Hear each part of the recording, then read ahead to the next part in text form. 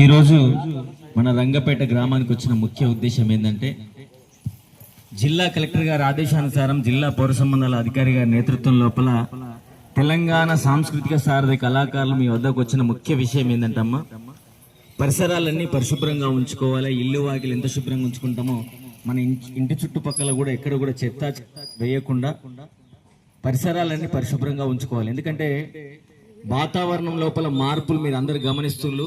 చలికాలం చలికాలం లెక్కలేదు, ఎండాకాలం లెక్కలేదు, వర్షాకాలం లెక్కలేదు. ఏ టైం లోపల వర్షం పడుతుందో, ఏ టైం లోపల తీవ్రమైన చలి ఉంటుందో, ఎప్పుడు విపరీతమైన ఎండలు కొడుతున్నాయి అనే సంగతి మనం దాదాపు చూస్తూ ఉన్నాం. కాబట్టి ఈ టైం లోపల ఏమైతుందంటే అంటువ్యాధులు అంటే తొందరగా వస్తాయి. కాబట్టి పరిసరాలన్నీ పరిశుభ్రంగా ఉంచుకోవాలి. చెత్తా చెదారాన్ని తప్పకుండా గ్రామ పంచాయతీ బండికి ఇచ్చేయాలి. ఇంటి ముందర కానీ, ఇంటి వెనుక కానీ, లేకపోతే ఎక్కడైనా మిగిలిపోయిన ఆహార పదార్థాలు కానీ, లేకపోతే చెత్తా చెదర ఇంట్లో మనం ఊడ్చుకున్న ఆ చెత్తనంతా బయట వాడేసినట్లయితే, ఇంటి ముందర వాడేసినట్లయితే ఇవి ఏమైతే అంటే దోమలు ఈగలు అభివృద్ధి చెంది ఆ పదార్థాల మీద వాలిన ఈగలు ఏవైతున్నాయో మళ్ళీ మన ఇంట్లోకి వచ్చి మన తినే ఆహార పదార్థాలను వాడడం వల్ల, ఆహారాన్ని మనం సేవించడం వల్ల వాంతులు విరోచనాలు అయితే మీ అందరికీ తెలుసు. ఆశా వర్కర్లకు, అంగన్వాడీలు మీరు అందరు దయచేసి అమ్మ పిల్లల్ని కూడా వచ్చినప్పుడు అంగన్వాడీలకు వాళ్ళని చూడండి, జాగ్రత్తగా చూడండి. వాళ్ళ గోళ్ళు ఎట్లా ఉన్నాయి, ఏం కథ, వాళ్ళు తినేటప్పుడు చేతులు ఖచ్చితంగా పరిశుభ్రంగా అడుక్కునే విధంగా మీరు చెప్పాలి.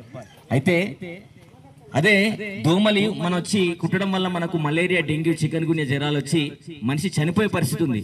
చాలా మంది ఏం చేస్తున్నారంటే, జ్వరం వచ్చిందంటే వ్యవసాయదారులు ఏం చేస్తారంటే 2 రోజులు తగ్గిపోతుందని చెప్పి అట్నే పనులకు వెళ్తూ ఉంటారు.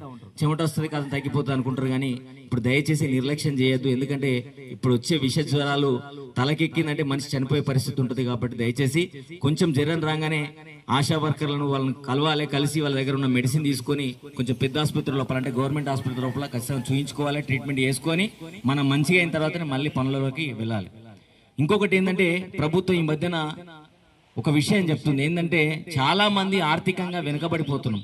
ఆర్థికంగా ఎందుకు వెనుకబడిపోతున్నాం అంటే అది మన లోపల ఉన్న లోపం. ఎందుకు వెనుకబడిపోతున్నాం అంటే మన లోపం ఏంటంటే, మనకు సంవత్సరం అంతా కష్టపడితే 1 లక్ష రూపాయలు వస్తాయి కావచ్చు, అవునా కాదమ్మా? సంవత్సరం అంతా కష్టపడితే మధ్యతరగతి జీవితాల లోపల 1 లక్ష రూపాయలు వస్తాయి కావచ్చు. కానీ ఇప్పుడున్న కోరికలు ఎట్లున్నాయంటే ఒక 10 లక్షల కోరికలు ఉన్నాయి. ఏంటంటే కొడుకు ఖచ్చితంగా ఫోన్ కొనియాలి, కొడుకు బండి కొనియాలి, కొడుకును హైదరాబాద్ అయిపోయాలి, అవునా కాదు? ఇవన్నీ ఏంటంటే మరి ప్రభుత్వం తీసుకొచ్చిన గురుకుల పాఠశాలలు ఉన్నాయి, మోడల్ స్కూళ్ళు ఉన్నాయి, ఇవన్నీ ఉన్నాయి. వీటన్నిటి లోపల మరి చదివించకుండా పిల్లల్ని ఎవరో ఏమో వేస్తుండ్రు. ఊరు లోపల చాలా మంది హైదరాబాద్ చదివిస్తున్నారని చెప్పి మన పిల్లలను హైదరాబాద్ చదివిస్తే వాళ్లకు సంవత్సరానికి 2 లక్షలు 3 లక్షల దాకా ఖర్చు అవుతుంది. ఇక మనం సంపాదించేది సంవత్సరానికి 1 లక్ష రూపాయలు అయితే ఈ 2 లక్షలు 3 లక్షల రూపాయలు ఖర్చు పెడితే మనకు అప్పు ఎంత అవుతుంది? ఇంకో 2 లక్షలు అవుతుంది. ఈ అప్పు పెరుకుంటూ పోయి ఏమైతుంది? తడిసి మోపడవుతుంది. దాన్ని తీర్చలేక ఆత్మహత్య చేసుకునే పరిస్థితి కూడా వస్తుంది, అవునా కాదు? దీనికి కారణం ఏంటి అంటే మన లోపల ఉన్న పెరిగిపోయిన కోరికలను అదుపు చేసుకుంటే మనం గొప్పగా జీవించవచ్చు, మన పిల్లలను కూడా గొప్పగా బతకొచ్చు, అవునా కాదా?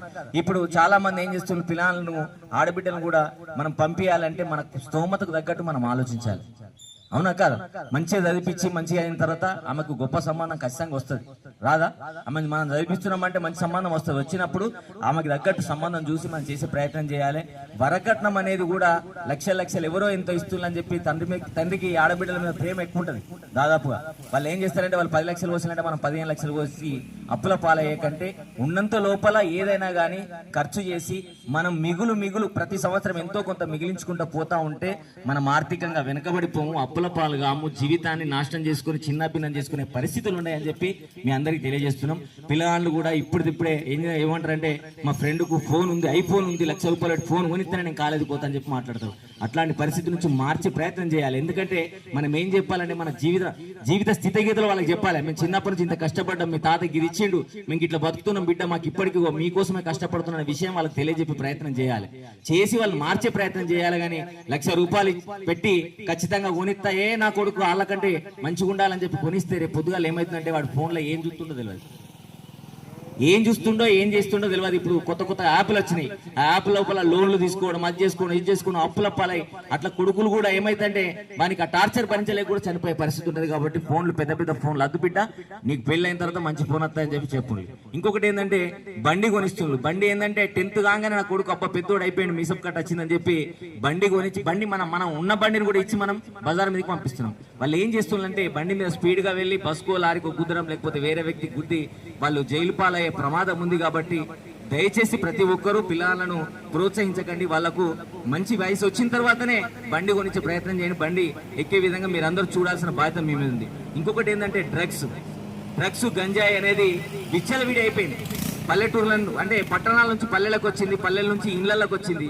పిల్లగాళ్ళు ఏంటంటే దీనికి అలవాటు పడి వాళ్ళు ఏం చేస్తున్నారంటే ఈ మత్తు లోపల దోపిడీ, దొంగతనాలు, మర్డర్లు, మానభంగాలు చేస్తుంది.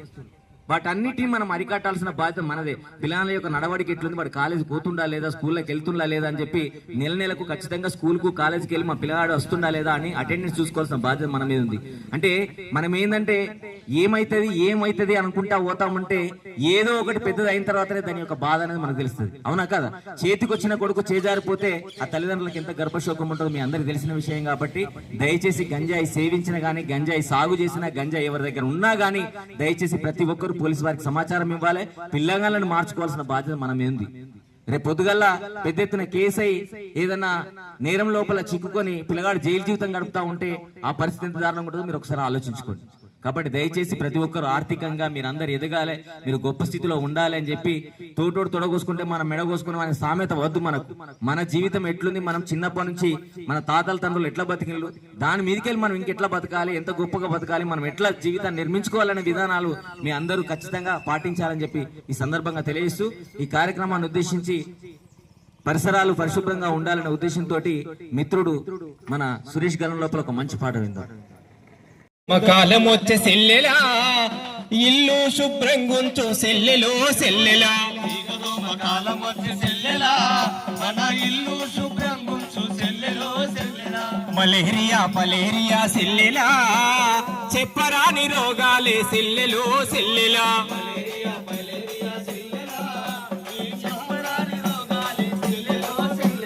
చిత్తాచేదారము, రోగాలకు ద్వారము, మురికి కుప్పలతో నరకాల శాపము. అంటు రోగాలకు ఆజ్యం పోస్తుంది మనమే, ప్రజల ప్రాణాలను గోతులు తీస్తుంది మనమే. చెత్తనంత తరిమేసి చెల్లెలా, చెత్తనంత తరిమేసి చెల్లెలా, ఈ రోగాలను అరికడదాం చెల్లెలు చెల్లెలా.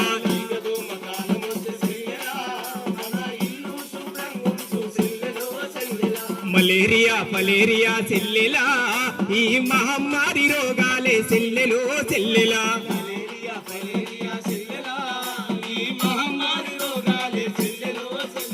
స్వైన్ ఫ్లూ, డెంగు జ్వరం చితికి పంపిస్తది, చికెన్ గున్య టైఫాయిడ్ నరకం చూపిస్తది.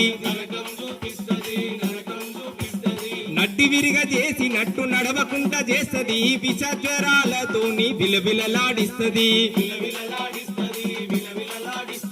పల్లంతా పడికేసే చెల్లెలా, పల్లంతా పడికేసే చెల్లెలా, ఈ రోగాల నొప్పులతో చెల్లెలో చెల్లెలా.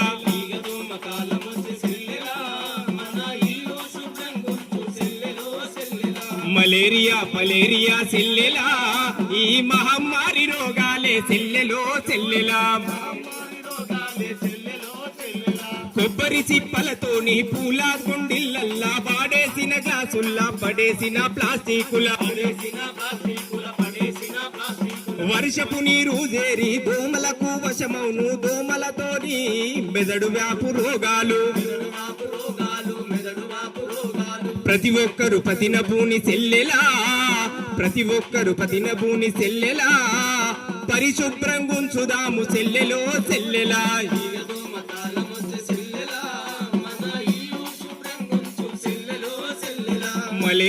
మలేరియా చెల్లెలా, ఈ మహమ్మారి రోగాలే చెల్లెలో చెల్లెలా. మహమ్మారి రోగాలే చెల్లెలో చెల్లెలా, మహమ్మారి రోగాలే చెల్లెలో చెల్లెలా. శుభ్రంగా ఉంచుకోండి, మీ ఆరోగ్యాలు కాపాడుకోవాలి. కొంచెం జ్వరం రాగానే ఖచ్చితంగా గవర్నమెంట్ ఆసుపత్రి లోపల మంచి వసతులు ఉన్నాయి, ఖచ్చితంగా గవర్నమెంట్ హాస్పిటల్ చూయించుకోండి. ఇక్కడ ఆశా వర్కర్లను సంప్రదించండి. ప్రైవేట్ ఆసుపత్రికి పోయి లక్షలు ఖర్చు పెట్టి చిన్న జ్వరానికి ఏం చేస్తుందంటే పోగానే మనను ఐసీయూలకు పంపిస్తారు సీరియస్ ఉందని చెప్పి. అది ఏమైతుందంటే ఐసీ ఛార్జీ దాదాపుగా రోజు 10,000 రూపాయలు 15,000 రూపాయలు, అంటే మనం 15 రోజులు హాస్పిటల్ ఉన్నాం అనుకోండి, ఎంత వస్తుందో ఎంత ఖర్చు అవుతుందో మీ అందరికి తెలిసిన విషయమే. కాబట్టి దయచేసి ఫస్ట్ మనం పరిసరాలని పరిశుభ్రంగా ఉంచుకొని మీ ఆరోగ్యాన్ని కాపాడుకోవాలి. ఆర్థికంగా మీరందరూ వెనుకబడి పోవద్దు. మీరు సంపాదించిన సంపదను కూడబెట్టి పిల్లలను గొప్పగా వాళ్ళ భవిష్యత్తును గొప్పగా నిర్మించాలని చెప్పి సందర్భంగా తెలియజేస్తూ, చెమట బొట్టుకు విలువ పెంచి సంపాదించిన ధనం ఏడికోతుంది, కర్షక కార్మిక జీవితాల్లో వెలుగు ఎందుకు చీకటి చిదిమేస్తుంది, ఎక్కడ జరుగుతుంది ఈ తప్పిదం మరి ఎవరిది, ఆశకు రెక్కలు కట్టిన మన మనసుదేనా తప్పు, ఆపకపోతే చెదలు పట్టి తప్పదులే పెనుముప్పు, చెమట బొట్టుకు విలువ పెంచి సంపాదించిన ధనం ఏడికోతుంది, బీదా సాదల జీవితాల్లో వెలుగు ఎందుకు చీకటి చిదిమేస్తుంది. ఎందుకు చిదిమేస్తుంది, ఎందుకు మనం చీకట్లోకి నెట్టపడుతున్నా అనే విషయం మీ అందరికి తెలిసిన విషయం. కాబట్టి దయచేసి కొంచెం కోరికలను అదుపులో పెట్టుకొని పిల్లల జీవితాన్ని గొప్పగా నిర్మించాలి. వాళ్ళ యొక్క భవిష్యత్తుకు బంగారు పాటలు మీరు అందరూ వేయాలని చెప్పి సందర్భంగా తెలియజేస్తూ, ఈ కార్యక్రమంలో పాల్గొన్న ఆశా వర్కర్లకు, అంగన్వాడీలకు మరియు పంచాయత్ సెక్రటరీ గారికి, విన్న మన రంగపేట గ్రామ ప్రజలందరికీ, యువత అందరికీ, ప్రతి ఒక్కరికి పేరు పేరున కృతజ్ఞతలు తెలుపుతున్నామండి. ఈ కార్యక్రమాన్ని ఉద్దేశించి ఇప్పుడు మిత్రుడు సోషల్ మీడియా గురించి ఒక పాట పాడతాడు. ఇప్పుడు మన ఇళ్లలో పడి దొంగలు దోసుకు ఎలా మారుతున్న క్రమంలో ఎక్కడో ఉండి కూడా మన డబ్బులన్నీ మాయం చేస్తున్న క్రమంలో మనం జాగ్రత్త ఉండాలని చెప్తూ, రంగుల లోకం మాయ ప్రపంచం ఓ సెల్లే,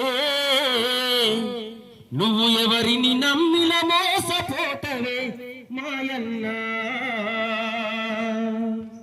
రంగుల లోకం మాయ ప్రపంచం ఓ సెల్లే, నువ్వు ఎవరిని నమ్మిన మోసపోతవే మా సెల్లే, నువ్వు ఎవరిని నమ్మిన మోసపోతవే మా చెల్లే, నువ్వు ఎవరిని నమ్మిన మోసపోతవే మా చెల్లే, సైబర్ మోసాలు ఎక్కువైనవేవో ఎన్నా, ఆదమరిచి నువ్వు అసలు ఉండద్దే మాయన్నా, ఆదమరిసి నువ్వు అసలుండద్దే మాయన్నా, ఆదమరిసి నువ్వు అసలుండద్దే మాయన్నా, విదేశాలలో ఉద్యోగమంటూ కళ్ళబొల్లి మాటల్ని చెప్పుతారు, కల్లబొల్లి మాటలు చెప్పుతావు, కల్లబొల్లి మాటలు చెప్పుతావు, ఆ దేశంలోనే సైబర్ ఉచ్చులు నిన్ను దించుతారు, ఆగం చేస్తారు, నిన్ను దించుతారు ఆగం చేస్తారు, నిన్ను దించుతారు ఆగం, ఆ బానిసలా నిన్ను వాడుతుంటారే ఊరన్నో, నీరెక్కల కష్టం దోచుకుంటారే మాయన్నా,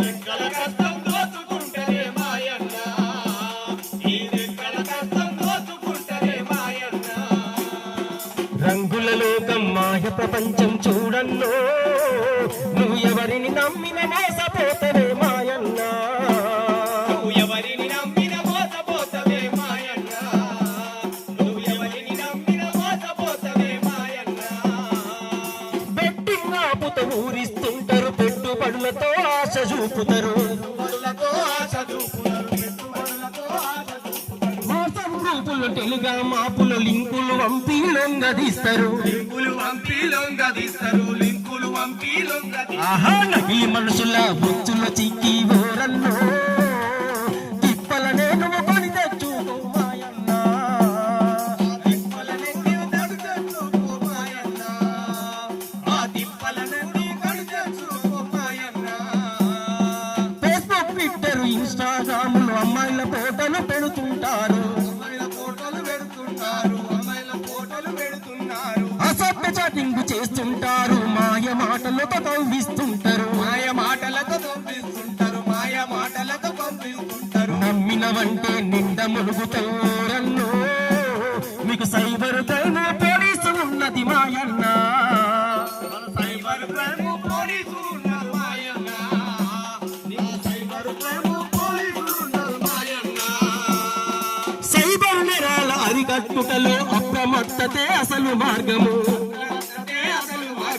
అప్రమత్తతే అసలు మార్గము వ్యక్తిగతమైన సమాచారము పాసువర్డులను ఉంచు గోప్యము ఉంచు గోప్యము పాస్వర్డ్లను ఉంచు గోప్యము 190 నిన్నరు ఓరన్నో మిమ్ము కంటికి రెప్పలక బాలుతుంది మాయన్న నిన్ను కంటికి రెప్పలుగా వాడుతుంది మాయన్న నిన్ను కంటికి రెప్పలుగా వాడుతుంది మాయన్న సైబరు మోసాలెక్కువైనవే ఓరన్నో ఆదమరిచి నువ్వు అసలుండొద్దే మాయక్క. ప్రతి ఒక్కరు ఈ మధ్యన సైబర్ నేరాలు ఎక్కువైపోయినాయి. మనకు ఫోన్ పట్టుకొని కూర్చుంటే అందులోపల యాప్ ఇస్తాడు ఒకటి. ఒక యాప్ ఇచ్చి పిల్లలకు చాలా మందికి తెలుసు అందులోపల లోన్ ఇస్తాం అది ఇస్తామని చెప్పి మనందరినీ మాయ లోపల పడేసి ఏం చేస్తారంటే మనని అప్పుల పాలు చేసి ఆ ఆటలకు మనని బలి చేసి చాలా మంది ఇందులోపల సైబర్ నేర అంటే చాలా విషయాల లోపల ఈ యాప్ లోపల మోసపోయి లక్షలు అప్పైన వాళ్ళు చాలా మంది ఉన్నారు. అలాగే సైబర్ క్రైమ్ నేరాలకు వాళ్ళందరూ ఏం చేస్తారంటే ఫస్ట్ మనకు ఒక ఫోన్ నంబర్ పంపిస్తారు, దాన్ని అంటే ఒక లింక్ పంపించి మనం ఏమనుకుంటాం అంటే ఏదో వచ్చింది కానీ చెప్పి ఓపెన్ చేస్తాం. ఓపెన్ చేయడం వల్లనే వాళ్ళ బల లోపల చిక్కిపోతాం. మన ఏటీఎంలు, మన బ్యాంక్ అకౌంట్, మన ఆధార్ కార్డు నంబర్లు కూడా వాళ్ళందరి దగ్గరికి వెళ్ళిపోతాయి. కాబట్టి దయచేసి అప్రమత్తంగా మీ పిల్లల్ని గొప్పగా చదివించండి, గొప్పగా ఎదగనివ్వండి అని చెప్పి సందర్భంగా తెలియజేస్తూ కార్యక్రమాన్ని ఉద్దేశించి సెక్రటరీ గారు మాట్లాడవలసిందిగా కోరుతున్నాను.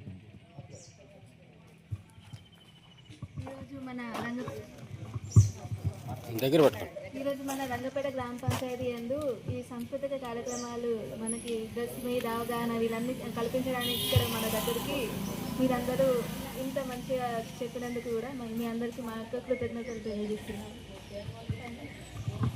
థ్యాంక్ యూ మేడం, అందరికీ కృతజ్ఞతలు అండి.